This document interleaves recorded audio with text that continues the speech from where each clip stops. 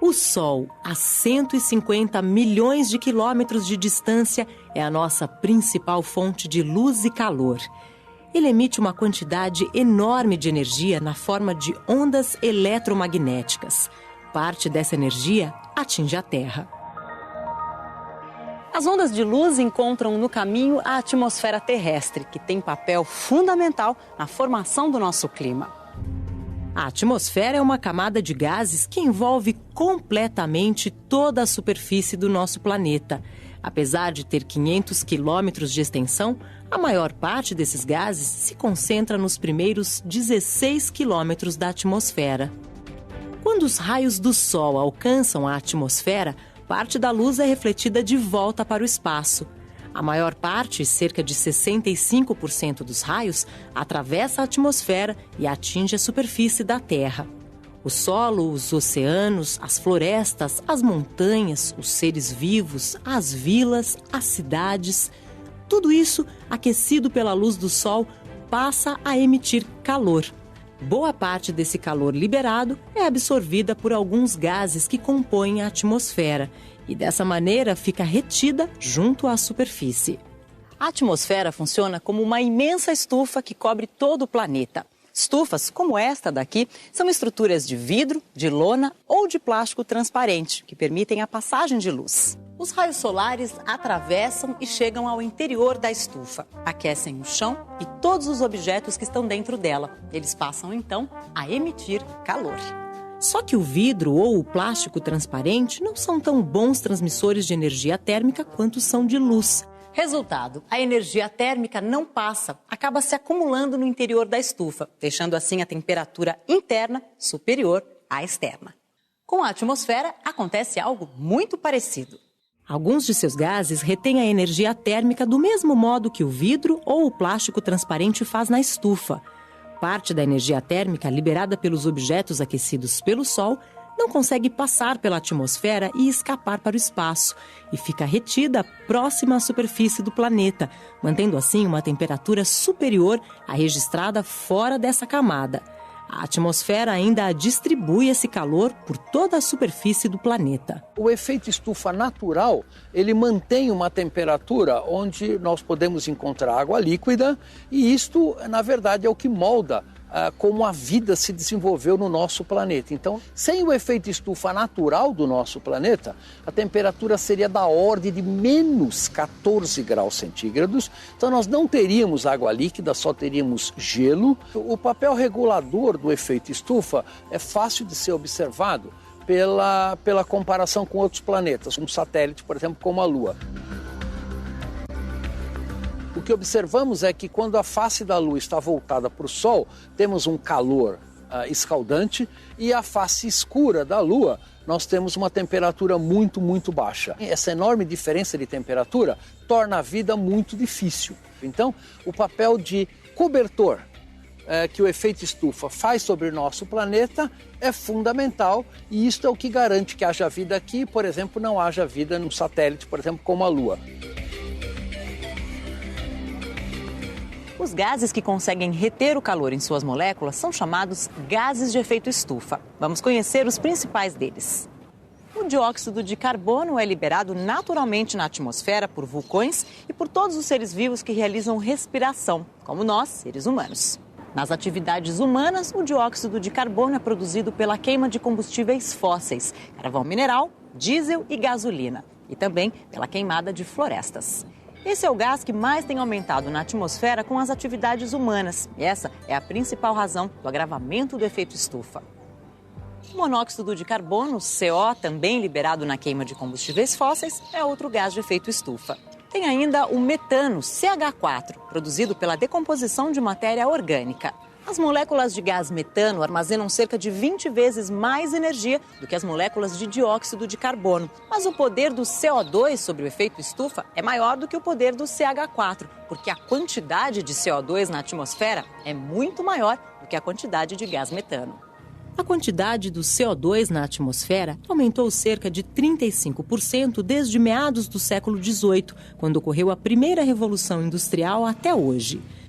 Essa quantidade extra de CO2 e de outros gases de efeito estufa possibilitou que a atmosfera capturasse mais energia térmica, o que aumenta a temperatura do planeta e provoca o aquecimento global.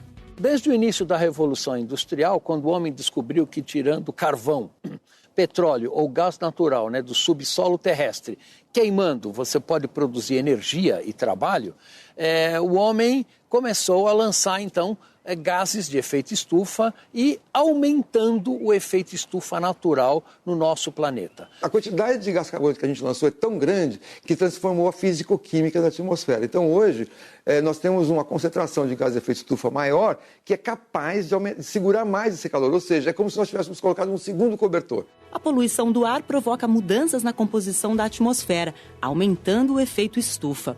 Além disso, pode causar impactos na saúde humana e no ambiente. Os efeitos dessa poluição permanecerão durante séculos.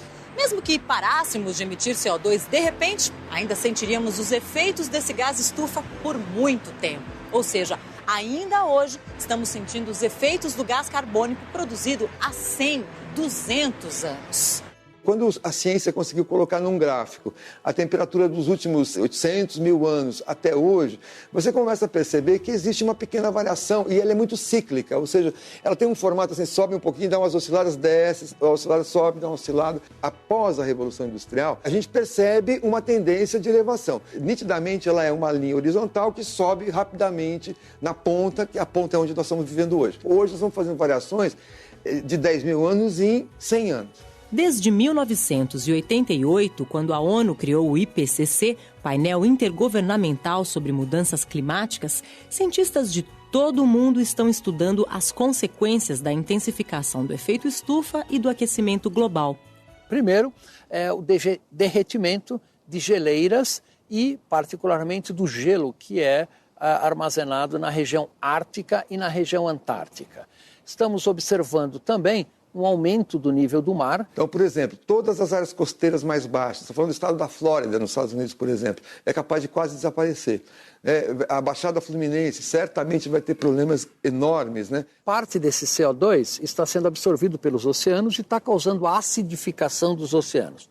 Então, os oceanos, além de estarem se aquecendo, estão também se tornando mais ácidos. Isso tem um impacto muito forte, por exemplo, nos corais e também nas populações de peixes. Se você esquenta um pouco mais do que o normal a superfície do oceano, você vai ter maior evaporação. Maior evaporação significa mais chuva. Se você tiver uma diferença de temperatura maior de uma região para outra, você pode ter muito vento empurrando essa chuva. Consequentemente, você pode ter furacões e eventos, tempestades tropicais muito fortes. Então, mais secas no Nordeste, mais calor na Amazônia, mais chuvas no Sudeste. A Amazônia pode se transformar, pelo menos grande parte da Amazônia pode se transformar num cerrado. Hoje, os cientistas não têm mais dúvidas de que esse aquecimento é provocado por atividades humanas. Se a gente for olhar historicamente, é nítido que países que começaram a se industrializar mais cedo, e que consumiram muito carvão na sua primeira etapa de industrialização, são países que têm maior responsabilidade. Da Inglaterra, da Alemanha, dos Estados Unidos, são os países que se industrializaram na frente. Hoje estamos todos no mesmo barco. E tem países que, até pelo tamanho da sua população e pelo tipo de energia que consomem, tem uma relevância muito grande. São 18 países que juntos pegam mais do que 90% das emissões de gás de efeito estufa hoje. Certamente, os maiores emissores de gás de efeito estufa são dois, a China e os Estados Unidos. O último relatório divulgado pelo IPCC foi em 2013. Neste documento, os cientistas analisam 3 possíveis cenários para o futuro do nosso planeta ainda neste século. A concentração de dióxido de carbono há 150 anos atrás na nossa atmosfera era de 280 partes por milhão, que é a unidade com a qual se mede a concentração desses gases.